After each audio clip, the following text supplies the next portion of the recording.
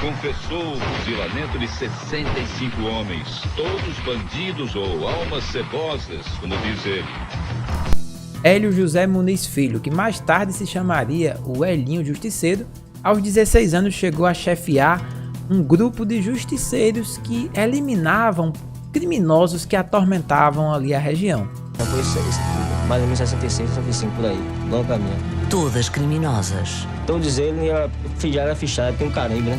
E eles colocaram o nome nesses criminosos de almas cebosas. Quem é alma cebosa? Alma cebosa é aquele ladrão que se passa para roubar um relógio, um sapato, uma bolsa, um bujão, um fogão.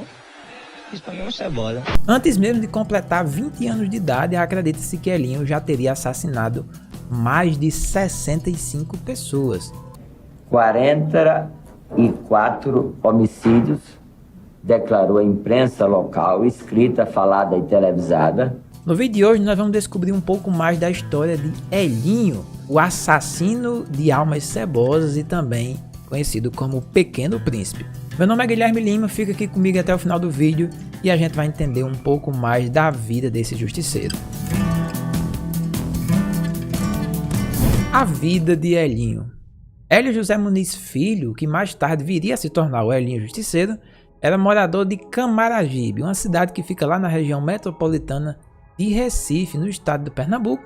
Era de uma família numerosa de 10 irmãos e morava em uma região periférica, nas conhecidas favelas, uma região bem pobre. Ele nasceu no ano de 1977 e no ano de 1993, quando ele completou 16 anos, diante dessa onda de violência que tomava lá a região de Elinho, ele decidiu arregaçar as mangas, e a atividade dele para combater tudo isso começou. O primeiro crime. Provavelmente esse foi o primeiro crime de Elinho. Algumas pessoas dizem que foi simplesmente para conseguir dinheiro, que ele começou a matar inicialmente em troca de dinheiro, e outras pessoas dizem que foi simplesmente pelo sentimento de justiça que ele tinha. Ele via as injustiças e ficava incomodado com aquilo.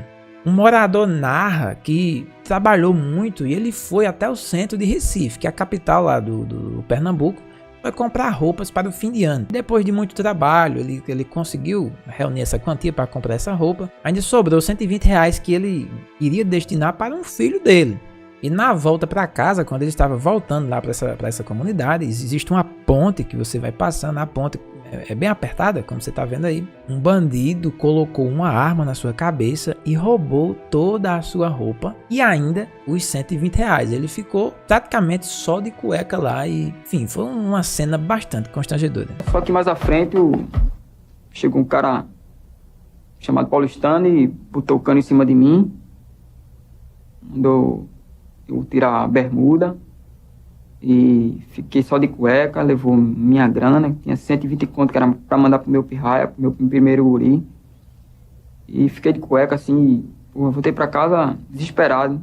Após isso, esse fato chegou ao conhecimento de Elinho. Quando soube desse acontecido, que esse bandido tinha feito isso, esse mesmo bandido já tinha feito algumas coisas com Elinho, inclusive também com alguns familiares de Elinho. E aí ele se sentiu motivado a buscar essa pessoa, a saber quem era esse bandido para poder resolver isso aí. E ele foi lá e eliminou esse bandido. E provavelmente esse foi o primeiro crime de Elinho, porque ele não queria contar o que tinha feito para ninguém.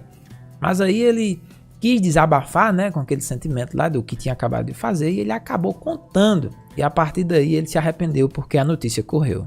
Aí foi quando se estourou. Sem querer eu contei a umas pessoas que não devia ter contado. Eu, pra mim, contando, ele desabafava, mas não devia ter contado. Aí as pessoas já começou a contar pra outra. Eu fui contar pra outra, sem querer bater na boca desses caras. Aí já começou uma guerra. E os próprios moradores, justificam as atitudes de Elinho, porque dizem que sem ele, lá na comunidade, a vida seria bem mais difícil. Cara, eu acho que ninguém tem o direito de tirar a vida de ninguém. Só que...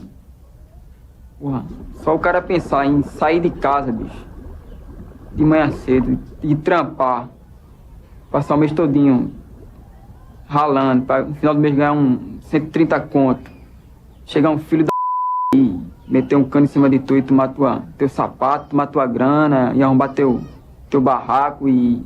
A fama de Elinho.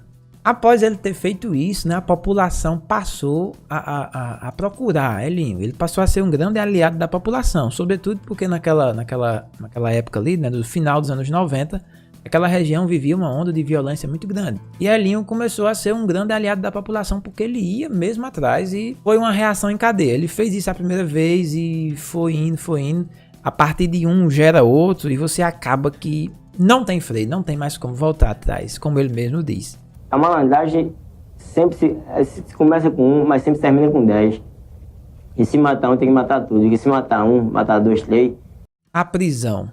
No ano de 1998, portanto, né, mais ou menos 5 anos depois do ano que ele começou a fazer essas coisas, que foi no ano de 1993, ele encontrou, parece que ele topou com um bandido que era querido da polícia, vamos dizer assim, e ele acabou sendo preso. E acabou que confessou muitas das coisas que ele tinha feito e os processos contra ele começaram. Mas quando Elinho foi preso, a população praticamente ficou revoltada. As pessoas começaram a pedir a soltura dele. Inclusive fizeram até um abaixo-assinado que reuniu quase 4.000 assinaturas pedindo às autoridades para poder libertar Elinho da prisão. O que não aconteceu, logicamente. O pessoal aqui sente falta do Elinho? Sente falta, sim. No tempo dele a gente vivia mais tranquilo aqui, né? Porque quando ele estava aqui, a turma temia, mas o malandro temia mais aqui no lugar, né? Quem não prestava mesmo era que ele matava, mas ele era uma boa pessoa. Se eu fosse um cara que pudesse, eu soltava ele. Ele foi levado até um presídio de segurança chamado Professor Aníbal Bruno, que é um dos presídios mais perigosos lá da cidade de Recife.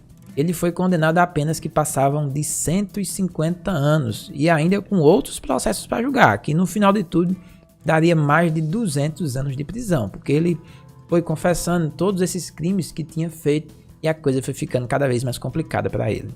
A vida na prisão. Após chegar na prisão, né, com tantos anos de pena para cumprir, naquela época a legislação permitia que você passasse no máximo 30 anos na prisão. Você poderia ser condenado a 500 anos de prisão, mas para executar a pena você tinha esse limite de 30 anos. Atualmente esse limite foi mudado para 40 anos no ano de 2019. E ainda existia a possibilidade dele sair da prisão, né? Porque ele era um cara novo, com 20 anos mais ou menos, já estava preso. Quando tivesse com 50 anos de idade, estaria nas ruas de novo. Mas ele mesmo não acreditava que isso pudesse acontecer. Isso porque ele reconheceu tudo o que tinha feito lá fora.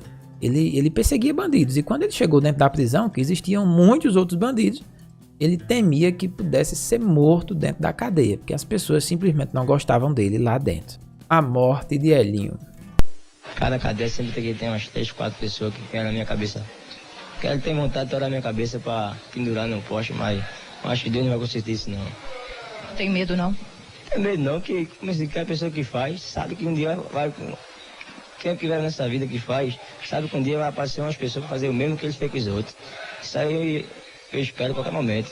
No ano de 2001, já depois de 3 anos de prisão, durante um período de visitas lá, que geralmente acontecia nos dias de domingo, Elinho ele já era um preso que tinha um bom comportamento. Então ele passou a ser o chaveiro lá do pavilhão. Ele era o preso que ficava com as chaves lá para poder abrindo as celas, né, o conjunto de celas que forma o pavilhão. Esse pavilhão tinha capacidade para 590 pessoas, mas abrigava quase 3.000 presos ali dentro.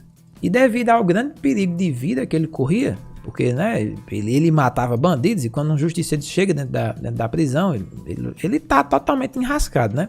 E ele também tinha dito para o juiz que pretendia se suicidar, tendo em vista tudo isso, ele recebeu uma cela exclusiva para ele, que era uma cela mais vigiada. Ele tinha um contato maior com as autoridades penitenciárias justamente para evitar que Elinho fizesse alguma coisa, que se suicidasse e que os próprios presos acabassem com ele. O ladrão que dizer que gosta de mim na cadeia, ele tá mentindo. E todos eles têm vontade de me matar. E num momento de descuido, quando ele foi fechar a porta de uma cela, lá a cela de número 7, 3 detentos partiram para cima dele com armas brancas, né? Com facas, com estiletes, aquelas coisas que os presos fazem lá dentro. Eles não têm arma de fogo, né? Então eles constroem ali mesmo, sei lá, com hélice de ventilador, com tudo que você imaginar, eles conseguem construir armas e desferiram várias cutiladas no pescoço de Elinho, nas costelas dele. Ele ainda foi socorrido com vida para o hospital, mas ele não escapou, ele morreu. Sabe que um dia vai aparecer umas pessoas para fazer o mesmo que eles fez com os outros. Isso aí eu espero a qualquer momento. E apesar de tudo isso, Elinho ele falava que se conseguisse sair vivo, né, se conseguisse passar por toda essa prisão e pagasse o que ele tinha de cumprir, ele disse que faria tudo novamente. E mais, ainda faria pior. Se eu sair da cadeia, eu vou matar pior do que eu matei. E com isso, né, gera a polêmica, né? E aí? O Elinho, ele era uma pessoa de bem? Ele era uma pessoa que de fato não merecia passar por isso? Ou ele era uma pessoa ruim? Uma pessoa que optou pelo crime? Uma pessoa que optou pela vida criminosa? De matar pessoas? E agora eu quero saber a sua opinião. Coloca aqui nos comentários a sua opinião. O que é que você acha da vida do Elinho Justiceiro? Estão aparecendo aqui alguns outros vídeos. A gente se encontra nos próximos vídeos. Deixa a sua inscrição e até lá.